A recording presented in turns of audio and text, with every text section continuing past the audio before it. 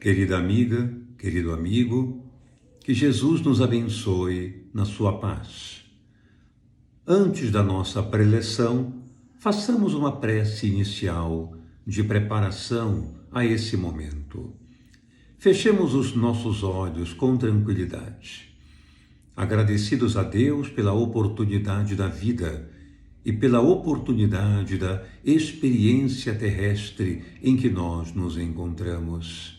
E juntos, com o coração aberto, digamos a Ele: Senhor, agradecemos por todo o auxílio que nos dás e rogamos amorosamente que nos auxilies a caminhar no mundo de forma a produzir bênçãos onde quer que estejamos, de maneira a contribuir com o nosso semelhante, enxugando lágrimas, levando cada um uma palavra de incentivo, levando a todo aquele que se aproximar de nós uma mensagem de esperança. Que exercitemos a ausência da crítica, da violência, da insensatez contra os nossos semelhantes, retirando de nós o que há de divino e endereçando a todos o que há de bondade, carinho e compaixão que existam em nossos corações. Ajuda-nos a não perder esta encarnação por bagatelas, por coisas que não são importantes, que não traduzem verdadeiramente aquilo de que necessitamos. Abre os nossos olhos para o bem e para o amor. Que assim seja, graças a Deus. Havia um doutor da lei, na época de Jesus, chamado Nicodemos. Nicodemos era um experiente doutor da lei, que pertencia ao grupo do Sinédrio e conhecia profundamente as Escrituras Sagradas.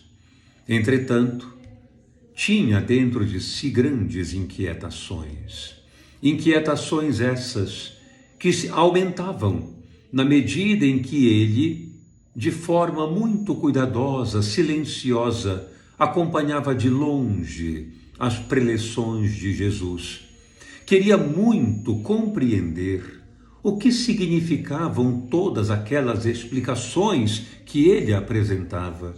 Queria muito saber o que significavam de fato aqueles enunciados tão estranhos, novos, que ele ouvia. E para isso, marcou um encontro muito cauteloso com o Cristo, que aqueceu. E durante a madrugada, na casa de um amigo, eles se encontraram. E somente João, o evangelista, o acompanhou. Por isso é que no Evangelho de João é o único onde consta esta passagem memorável. Somente João foi com ele para esse encontro durante a madrugada. Lá chegando, Nicodemos, envergonhado, tímido, retraído, inicia um diálogo sem saber muito bem o que dizer. E comenta: Mestre, sabemos que vens da parte de Deus, não é? Afinal, isso que fazes não poderia resultar no efeito que produz sem que Deus estivesse no comando. Dessa maneira, é natural que tudo aquilo que fazes venha da parte de Deus. E Jesus, escutando atentamente, porém captando em profundidade as suas necessidades mais caras, as suas dúvidas mais intensas, logo na resposta foi direto ao ponto e disse: em verdade te digo, ninguém, absolutamente ninguém, pode ver o reino de Deus se não nascer de novo. Era essa a intriga interna, Era essa a perturbação profunda de Nicodemos. Como explicar tamanha desigualdade no mundo? Como entender as subjugações, os martírios, as lesões graves que tantas criaturas de forma injusta padeciam? Como entender a bondade de Deus, a sua misericórdia diante de tantos testemunhos cruéis, diante de tanta miséria e infelicidade da grande maioria que habitava aquele território? E a pergunta teve sua resposta. Ninguém pode ver o reino de Deus se não nascer de novo. Mas ele ainda ficou intrigado, ele ainda considerou estranho e disse: mas como isso é possível? Como um homem já velho é capaz de retornar ao ventre de sua mãe? Era um homem ainda pueril nos trâmites da profundidade das leis divinas, como todos nós, embora fosse alguém que tivesse cultura para a sua época. E Jesus, então, responde, no fim das suas explicações, algo impressionante. És mestre em Israel e desconheces todas essas coisas? É a nossa vulnerabilidade, a nossa incompletude de conhecimentos e percepções acerca do que verdadeiramente é importante. A reencarnação é a grande explicação de que necessitamos para todas as desigualdades, para todas as rupturas, separações, dissensões, infortúnios, carências com que nos encontramos a rosto. Não há outra possibilidade de explicar aquilo pelo qual passamos, como se fosse meramente uma obra do destino, como se Deus jogasse dados na plataforma terrestre e o que caísse em termos de números ou desígnios, aquilo seria lançado. Será mesmo assim? Será de fato que a vida funciona assim? Como um lançar de dados, sem nenhum tipo de efeito em relação à causa e sem nenhuma causa que produza efeitos? Será a verdade? Naturalmente que não. Seria muito pueril, muito imaturo pensarmos assim. Nós, criaturas humanas, somos espíritos imortais. Tivemos um começo, mas não teremos fim. Viveremos eternamente a serviço da criação divina, crescendo, nos desenvolvendo, co-criando com a vontade de Deus. Essa é a nossa finalidade. Não temos, naturalmente, ampla compreensão do que se dará no contexto da nossa evolução. Entretanto, já podemos dimensioná-la na medida em que percebemos os grandes afazeres a que estamos destinados. Nós não estamos neste mundo para um grande divertimento. Nós não estamos neste mundo para uma vida calma e branda. Nós não estamos neste mundo para que tudo seja em nome de nós mesmos. Muito pelo contrário, é a vida que nos lança interrogações a todo momento. É a vida que nos propõe oportunidades a todo instante. E cabe a nós ter olhos de ver, e ouvidos de ouvir, a fim de captar com plena seriedade e com grande convicção as responsabilidades a que estamos sendo entregues na nossa jornada.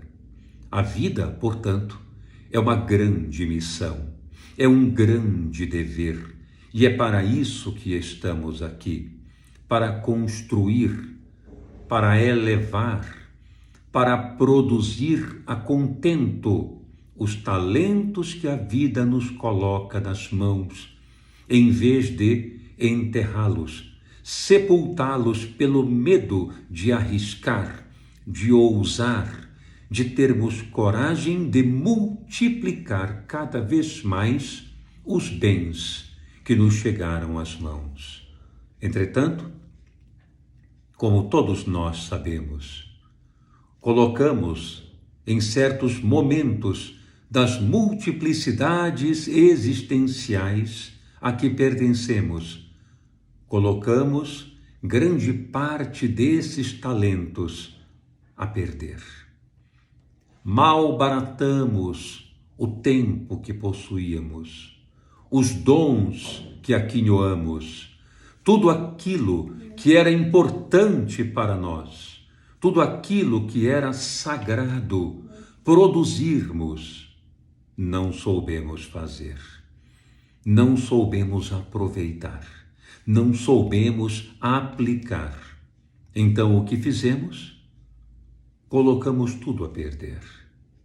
Deixamos cair pelo precipício da insensatez tudo aquilo de nobre e valioso que possuíamos. Naturalmente, como é da lei universal, não se pode desprezar aquilo que é dom. Não se pode ignorar aquilo que é importante e imediato a ser feito. Todos nós sabemos, de alguma maneira, como devemos nos conduzir. Todos nós sabemos, de alguma forma, que caminho trilhar.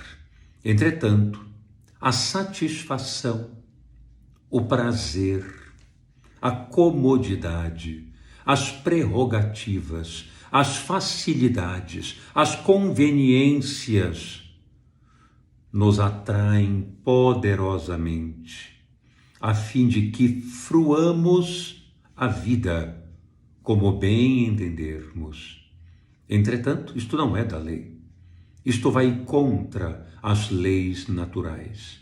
Deus permite, por algum tempo, que saiamos da rota segura, assim como aconteceu com o filho pródigo, que trilhou um caminho completamente independente, livre como era, fez escolhas imaturas, fez escolhas improvisadas, sem nenhum planejamento, sem nenhum raciocínio. E qual o resultado? A infelicidade. Perdeu toda a herança que possuía, que o pai lhe dera.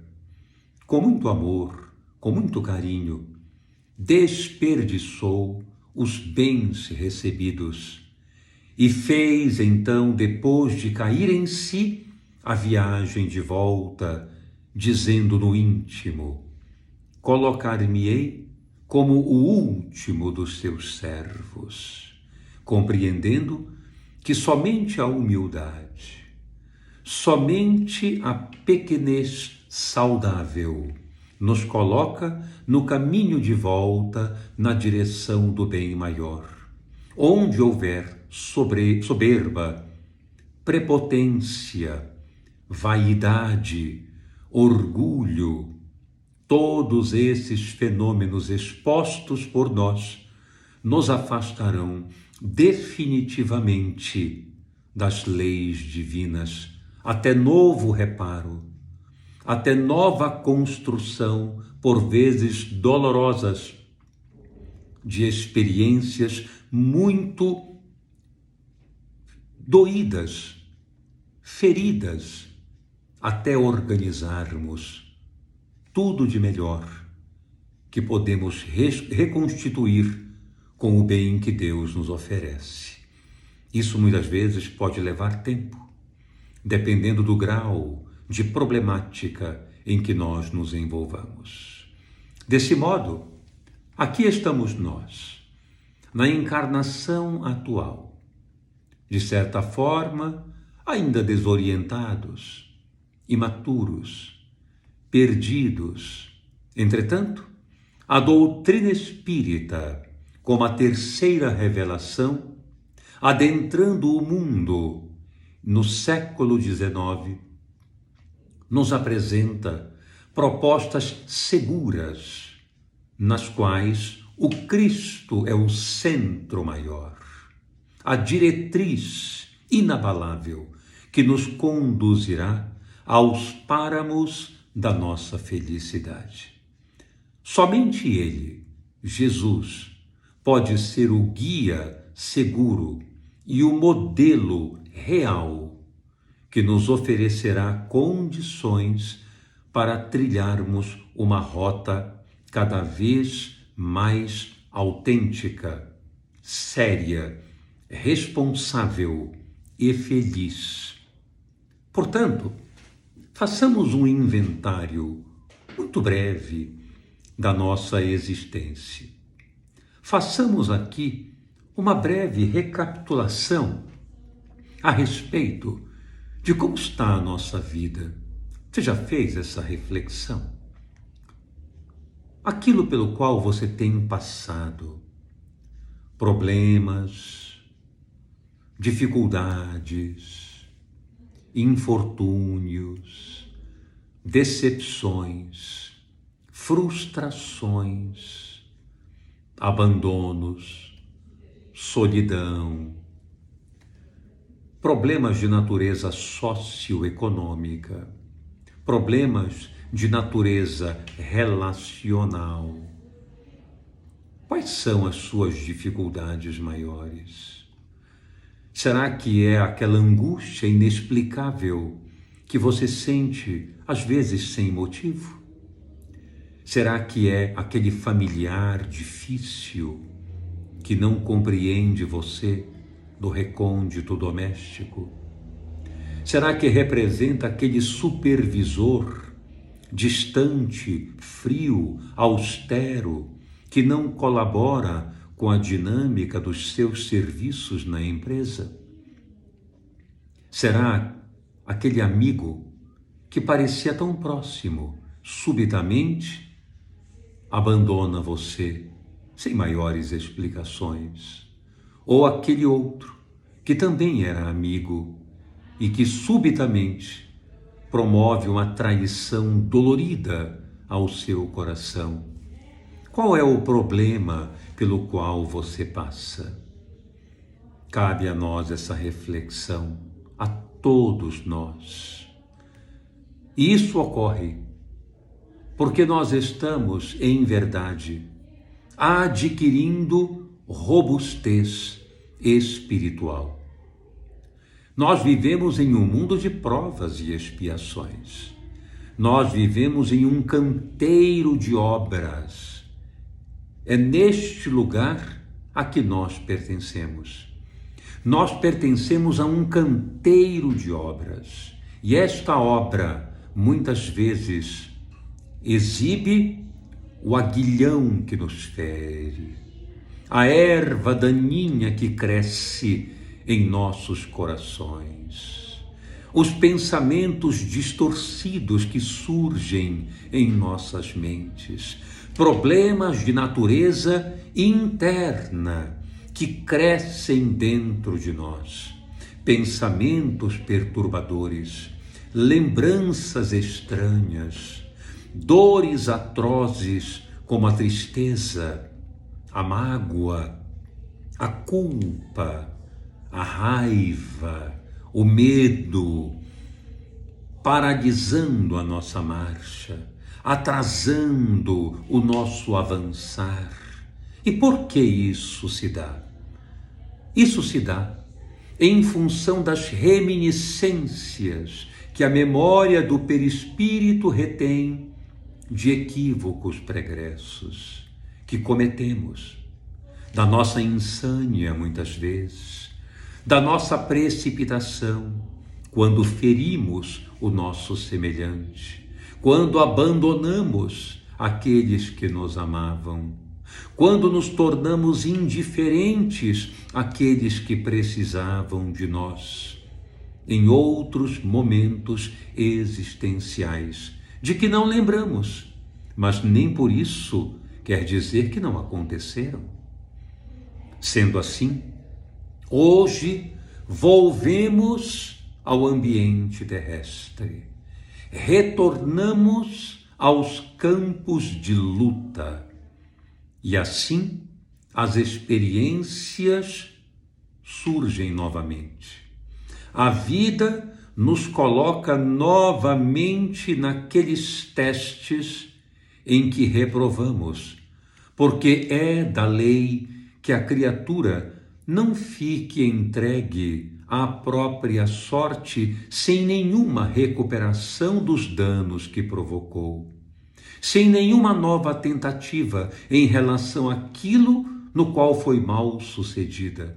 A lei prescreve que tenhamos oportunidade. De forma alguma a lei condena, de forma alguma a lei machuca, de maneira alguma a lei castiga.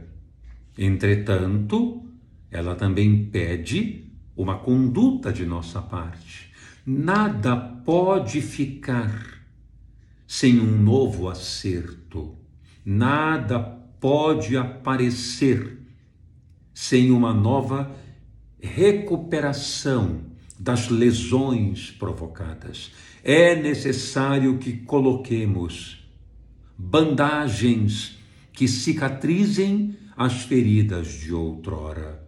Isso é fundamental. A lei divina não abre mão dessa experiência. Então, aqui estamos nós, de volta na reencarnação, num novo episódio no planeta Terra, a fim de reparar equívocos anteriores, a fim de construir novos patamares de felicidade e nobreza em nossas condutas e em nosso íntimo. É para isso que estamos aqui. Crescer, amadurecer, evoluir, ser melhores, mas para isso não é possível que isso aconteça sem que ofereçamos de nós a correção de equívocos anteriores. Ninguém pode passar de ano não tendo atingido uma média satisfatória numa determinada matéria. Nós ficamos, como costumamos dizer no âmbito acadêmico, em dependência daquela matéria. É muito comum os alunos dizerem isso. Esta matéria eu fiquei em DP, em dependência. Fiquei de um modo a reparar um determinado dano ali provocado. Qual foi o dano? A nota é insuficiente. Assim acontece também conosco. Em encarnações anteriores, não fomos bem-sucedidos em muitos testes. Não tivemos sucesso em muitas matérias. Não tivemos condições de passar em certos conteúdos, experiências, onde fomos mal sucedidos. Dessa maneira, é necessário, primeiro, corrigir essas experiências. E é por isso que é vital, hoje, usarmos da paciência para com os nossos irmãos que nos agridem. Usarmos de paciência com as tarefas que nos são mais difíceis. Usarmos de paciência com os novos ambientes a que pertencemos. encontrando ali barreiras íngremes, difíceis. É preciso paciência, porque isso traduz o novo teste. O teste onde ontem, no passado, não tivemos êxito, mas agora urge que tenhamos. Agora é fundamental que venhamos a ter êxito saudável. Dessa forma, é preciso estudarmos, trabalharmos, aprendermos a renunciar, aprendermos a entregar as nossas mãos, os nossos pensamentos, as nossas emoções, a serviço do que é nobre, belo e bom. É para isso que nós estamos aqui. É necessário que aprendamos a perdoar as ofensas, porque muitas dessas ofensas nada mais representam do que irmãos que estiveram conosco em outro momento da jornada anteriormente e de quem nós não tivemos gentileza, carinho, afeição, ternura. São pessoas, muitas vezes, que voltam à experiência conosco, a fim de que devolvamos aquilo que lhe tiramos. Nós lhes tiramos as aspirações, os anseios, os desejos mais caros. Nós não incentivamos aquilo que possuíam como competência e por isso, frágeis que eram, desanimaram, também por nossa responsabilidade. E hoje voltam para trilhar o caminho conosco, requisitando os mesmos comportamentos que precisaram antes. Então hoje é muito necessário que tenhamos paciência e amor com todos, compreensão com a defectividade dos outros, respeito pelas limitações e diferenças uns dos outros. Isto é fundamental. Estamos numa era de tanto preconceito, estamos numa era de tanto rechaço, de tanta crítica e autocrítica. E Jesus nos pede, sobretudo, que nos amemos uns aos outros como Ele nos amou, que tenhamos compaixão uns com os outros como Ele teve tamanha compaixão conosco. Porque se não fizermos isso, levaremos para as próximas encarnações os mesmos equívocos, os mesmos erros, as mesmas quedas. Não vale a pena. Viktor Frankl, o fundador da logoterapia, também conhecida como terapia centrada no sentido de viver, não era reencarnacionista, porque era judeu. Era um psiquiatra judeu que foi submetido a 4 campos de concentração nazistas na época da Segunda Guerra Mundial.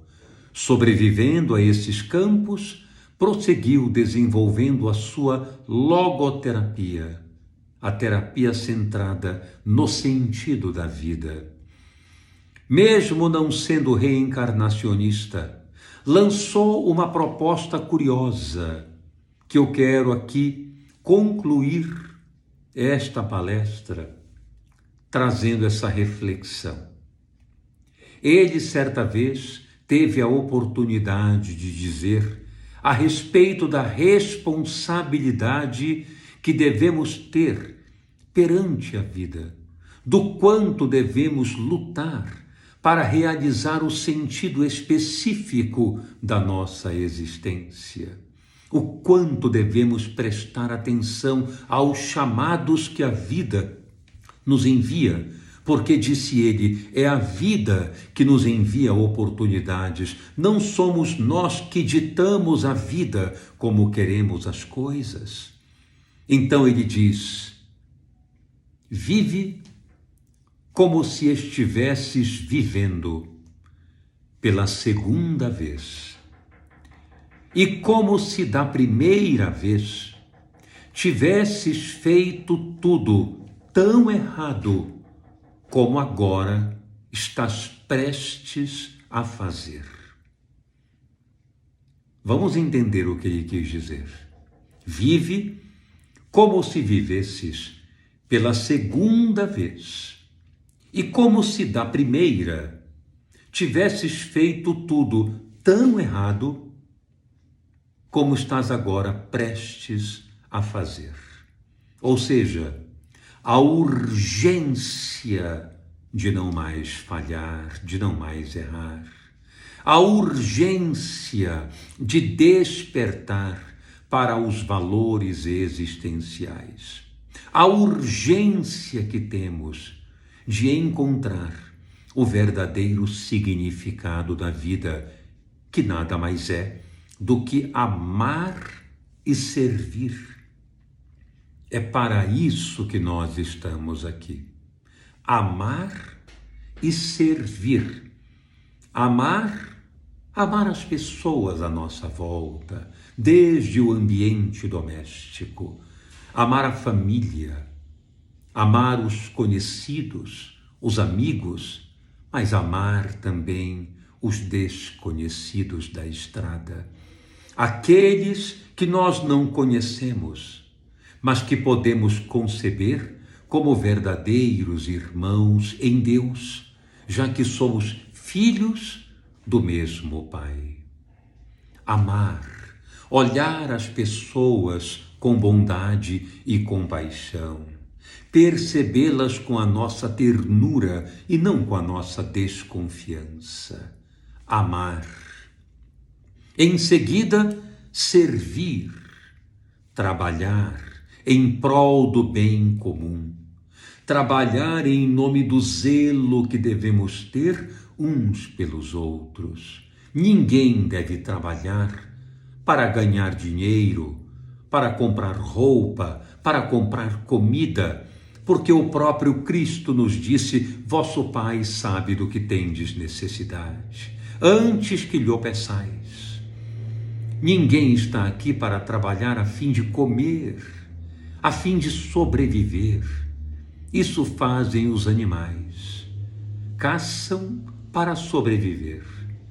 Nós comemos a fim de termos saúde, que é um meio para deixarmos com toda a nossa competência os préstimos sociais que podemos entregar nas mãos daqueles que estão à nossa volta, nossos irmãos.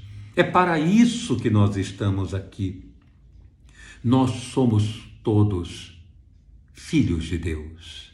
Nós somos o sal da terra. Nós somos a luz do mundo. E ninguém deve acender uma lâmpada para colocá-la sob o móvel, escondida.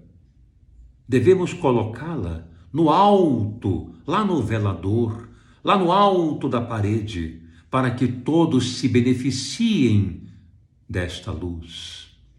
Que todos somos luzes, todos somos a lâmpada divina que deve clarear caminhos, tanto o próprio quanto os dos demais.